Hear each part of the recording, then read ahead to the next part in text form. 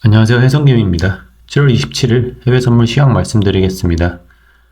우선 나스닥 큰 흐름부터 보겠습니다. 나스닥은 예전 대파동 2파동이 2023년 10월 말에 종료된 후에 대파동 3파동 시작된 것으로 보고 있습니다. 3회 파동은 올해 3월 초에 종결되고 이후 3회 2파동이 올해 4월 중순까지 진행된 후에 3회 3파동은 올해 7월 초까지 진행 후 현재 3회 4파동 진행 구간으로 보고 있습니다. 최근 3회 3파동 종료 이후에 저점까지 2주간 2100포인트가 떨어졌습니다. 이 2100포인트 떨어진 양상을 좀 자세히 분석해 보겠습니다. 이전에 335ABC로 플랫 조정 형태로 마무리되고 반등할 것을 생각하였으나 이 반등이 2파와 같은 폭과 기간으로 이루어졌기 때문에 1, 2, 3, 4, 5로 진행될 것이라 생각했습니다. 그래서 1, 2, 3, 4, 5파동으로 진행될 것은 이 부분에서 예상했고요. 다만 이 5파동이 이렇게 길게 나타날 거라고는 예상을 못했습니다. 기껏해야 1파랑 비슷한 크기로 한 600포 크기로 나타날 거라 생각했는데 약 1200포 가까이 하락이 나타났습니다. 이 5파동 하락을 또 자세히 들여다보면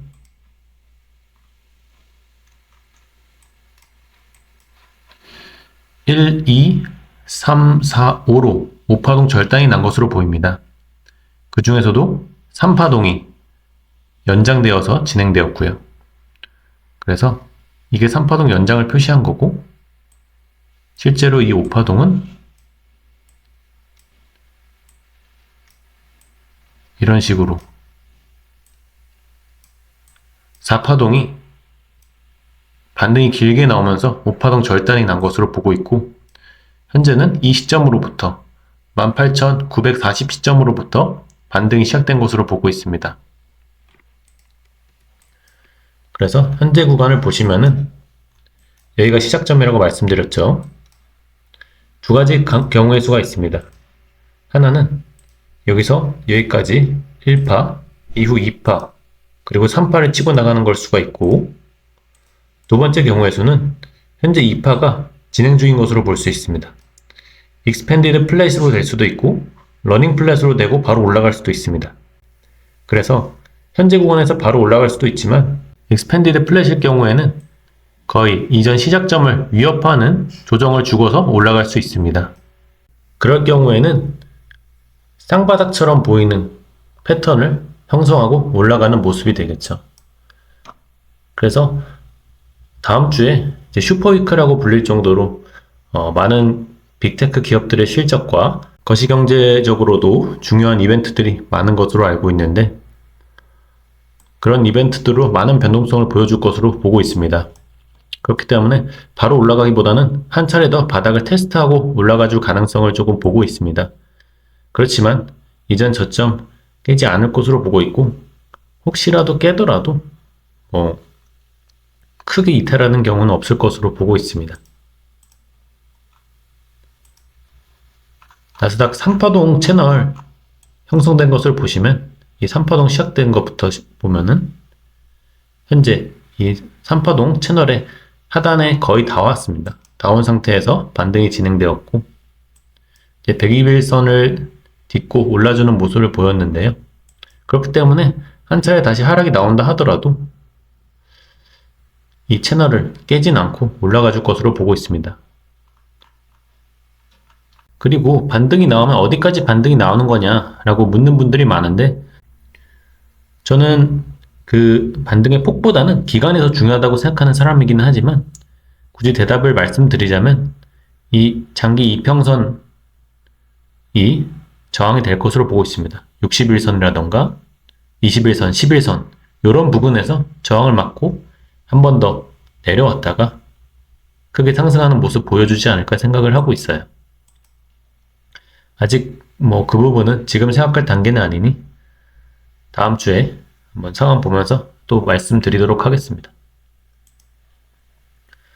러셀입니다. 러셀은 큰 흐름에서 2023년 10월 말부터 대파동 1파동이 시작, 대파동 2파동은 12월 말부터 올해 4월 중순까지 진행된 것으로 보고 있습니다. 현재는 3파동 진행 중인데 그 중에서도 3회 3파동이 진행된 것으로 보고 있습니다. 저는 이 3회 3파동 진행 구간에서 수렴 구간에서 상승할 것을 말씀드렸고 실제로 여기서 러셀을 매집해서 약 10% 넘는 수익을 올렸습니다. 선물 레버리지를 곱하면은 약 170%에 가까운 수익입니다. 그렇게 익절한 후에 4파동 조정이 있을 것이라고 말씀을 드렸고 이 4파동의 기간 조정은 이전에 3회 2파동 기간과 비슷하게 상정해야 된다고 말씀드렸습니다. 그래서 이렇게 크게 하락했을 때도 상승할 수는 있으나 한 차례 하락은 생각하셔야 된다고 말씀드렸고 사볼 만한 자리라고 말씀드렸습니다. 이후에 이 자리가 왔을 때 이제 거의 조정이 끝났으니 지금부터는 사셔도 된다고 말씀드렸고 이후 하루 동안 3.5%가 오르는 모습을 보여줬습니다. 러셀 전일 2287까지 갔다가 현재 지금 조정이 나오고 있는데 이 2300을 뚫어줄 것이란 제 관점에는 변화는 없습니다. 다만 바로 올라가지 않고 좀 크게 떨어지는 모습을 보여주다가 올라갈 가능성도 생각하고 있습니다. 그렇게 5파동 상승을 마치고 나면 이제 막 3회 3파동이 끝난 것이기 때문에 한 번 더 조정을 줬다가 다시 올라갈 가능성이 있습니다.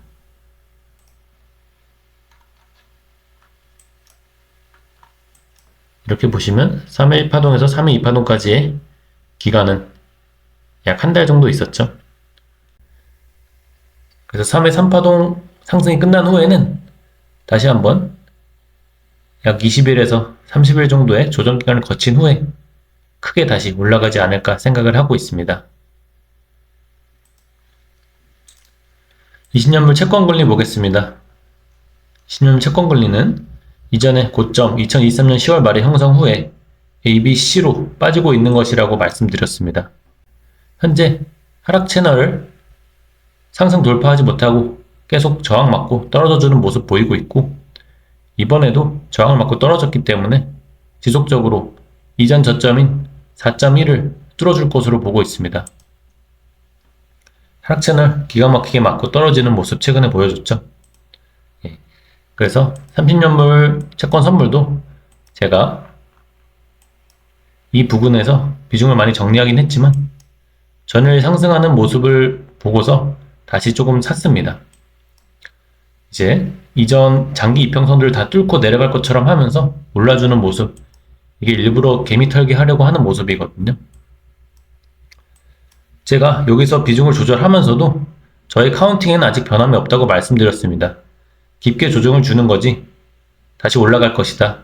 다른 파동 카운팅을 생각할 만한 경우의 수가 없다고 말씀드렸는데 제 예상대로 다시 올라가는 움직임 보여주고 있습니다. 다시 한번 이 장기 이평선에서 맞고 또 지지부진한 모습 보여줄 수도 있지만 결국 몇 주일 안에 크게 올라갈 것으로 보고 있습니다.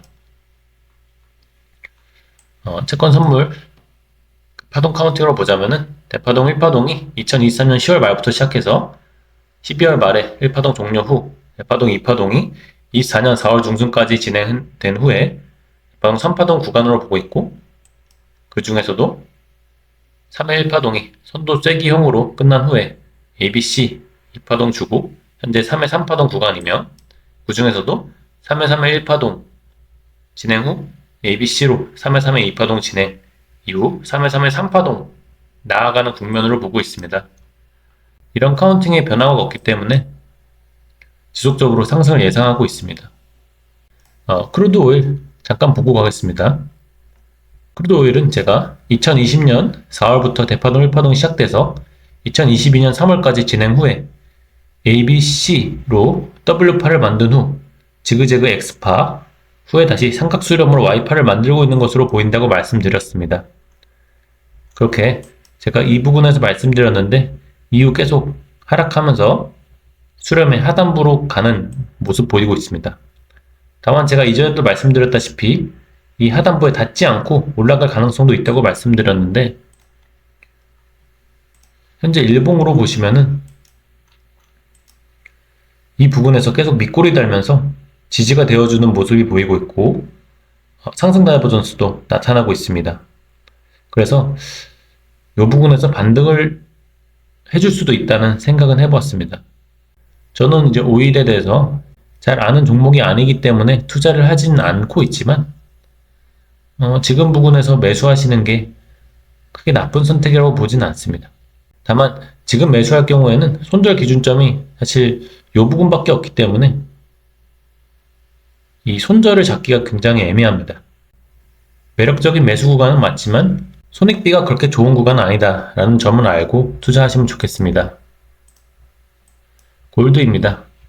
골드는 제가 계속 말씀드려왔지만 큰 대파동을 그리고 있으며 대파동 3파동이 2018년 8월부터 시작되었고 현재는 3회 3파동 구간이며 그 중에서도 3회 3회 3파동 구간임을 말씀드려왔습니다.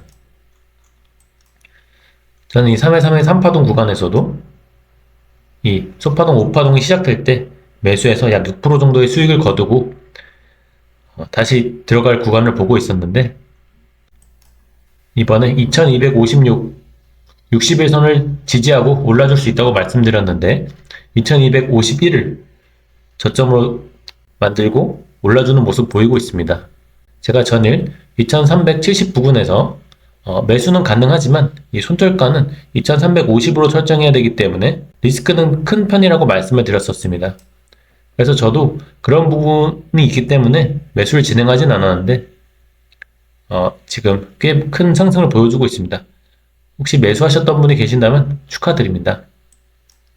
지금도 이제 이평선들이 많이 걸쳐 있어서 상승이 크게 진행되기는 어려울 것처럼 보이긴 하지만 제 카운팅이 맞다면은 1, 2파동 후에 3파동이 진행되는 국면이기 때문에 아직도 크게 상승해 줄 수 있는 가능성은 있다고 봅니다.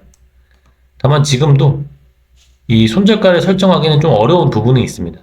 손절가를 설정한다면 이제는 2370으로 잡고 들어가셔야 될 것 같습니다. 이때 제가 안 들어갔던 이유 중에 또 하나는 금이 워낙 변동성이 크기도 하고 뭐 다른 상승의 그런 지표가 나타나진 않았습니다. 단지 하나 이 60일선을 지지해줬다는 거 말고는 뭐 상승 다이버전스가 나타났던 것도 아니고 피보나치 되돌림이 딱 맞게 나온 것도 아니고 그래서 이 지점을 딱 매수 타겟으로 잡고 들어가기는 어려웠던 부분이 있습니다. 지금도 좀 애매한 지점이지만 손절가를 타이트하게 잡고 진행한다면은 매수해볼 만한 시점으로 보고 있습니다. 유로입니다.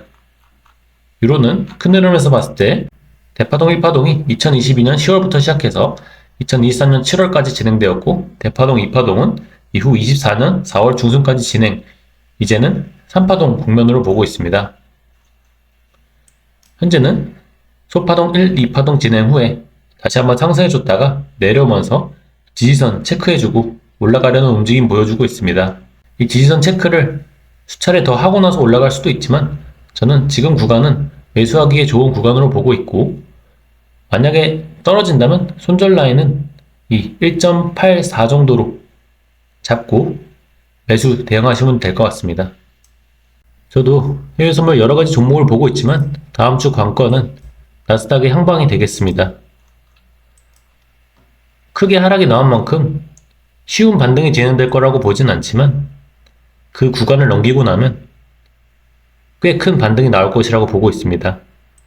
다음 주에도 지속적으로 나스닥 흐름 체크하며 말씀드리도록 하겠습니다. 시청해주셔서 감사합니다.